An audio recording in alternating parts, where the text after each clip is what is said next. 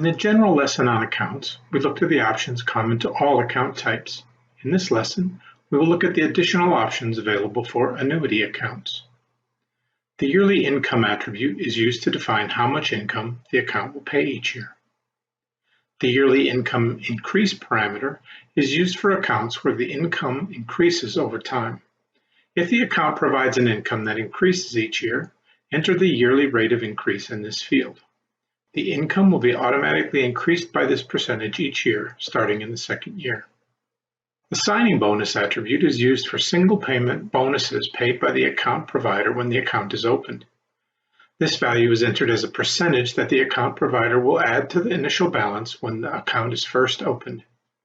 Do not use this field if the account has already been opened and the bonus is already included in the current balance. The rate of return parameter is used to estimate the rate at which the account is expected to grow.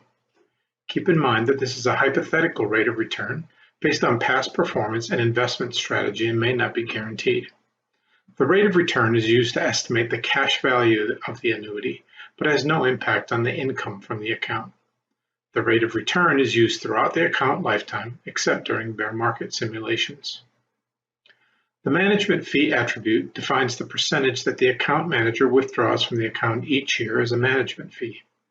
It's important to separate this out from the overall rate of return, as this cost will still be incurred during the bear market simulations, where the overall rate is not applied. The account balance will be decreased by this percentage each year of the plan. The percent to survivor attribute defines the percentage of the income from this account that will shift to the surviving spouse when the account owner dies. This value will depend on the terms of the specific account you are simulating.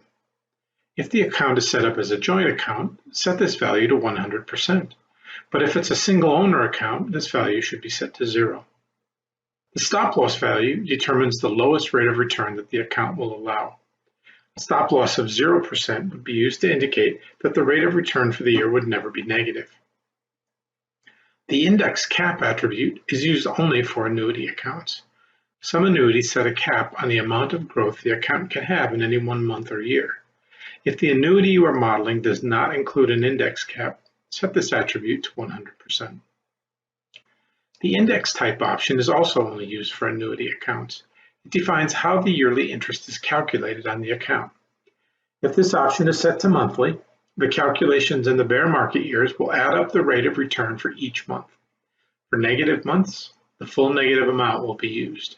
In positive months, the rate added to the total will be the historical market rate or the index cap, whichever is less. At the end of the year, the rate of return for the year will be set to the total rate for the 12 months, but no less than the designated stop loss percentage. If the index type is set to yearly, the monthly rates are applied with no modifications, accumulating each month. At the end of the year, the rate of return for the year will be set to the calculated accumulated rate or the index cap, whichever is less, but no less than the designated stop loss amount.